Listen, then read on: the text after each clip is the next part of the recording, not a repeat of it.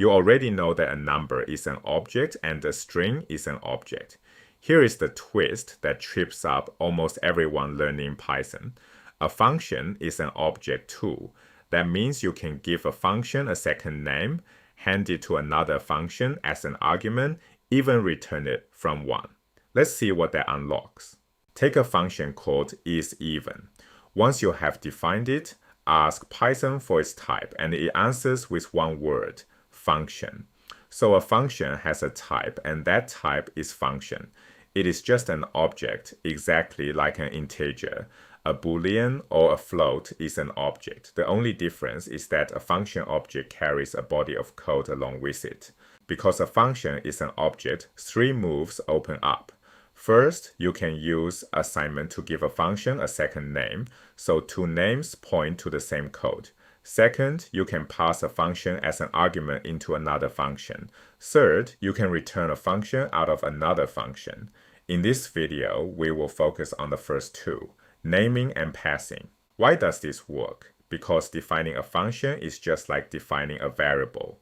Look at 3 lines of a file. The line that sets r to 2 builds an integer object holding 2, then binds the name r to it. The line that sets pi to 22 divided by 7 builds a float object, then binds the name pi to it. And the therefore isEven does the very same thing. It builds a function object holding its code, then binds the name isEven to it. A name pointing at an object every single time. Now the payoff. Write my func is set to isEven. Look closely at the right-hand side. It is just the name isEven with no parentheses. This is not a call. It is the function object itself. So now 2 names, my func and isEven, point to the exact same function object. To prove it, run A is set to my func of 3 and B is set to isEven of 4. 3 is odd, so A comes back false. 4 is even, so B comes back true. Same underlying code reached through 2 different names, giving 2 different answers for 2 different inputs. Everything in Python is an object, including functions. Strange, but there it is. Now let's put that to work. Here are 3 definitions and just 1 call to come.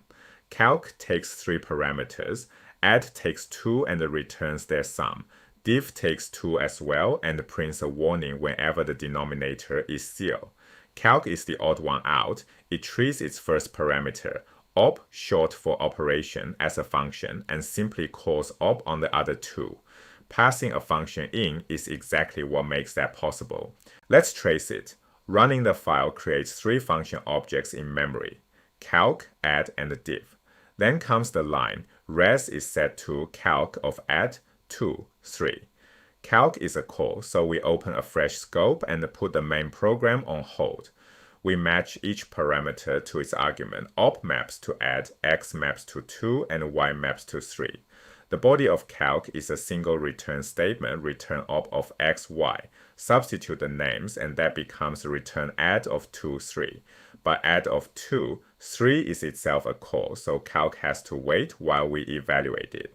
Inside add's own scope, we map A to 2 and B to 3, and it returns their sum, 5. That 5 flows back and replaces op of x, y. Now calc can finish. It returns 5 to the main program, so res becomes 5. We evaluate it from the outside in, substituting each name for the object it points to. Your turn. Same calc, but this time res is set to calc of div to 0.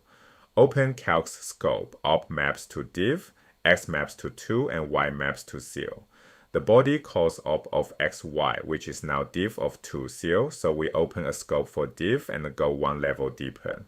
Inside div, a is 2 and b is 0. Because the denominator is 0, div prints the message, denom was 0, and then it hits a bare return with nothing after it, which hands back none. That none travels up to calc and div disappears. Calc has nothing else to do, so it returns that very same none to the main program. So res ends up as none, a real value that simply means nothing useful came back. Step back and the whole picture is simple. A function is an object with a type, so it lives in memory under a name. exactly the way a number does. Assign that name to another, and both names point to one shared function object. Pass that object into another function, and the receiver can run it under whatever local name it chose.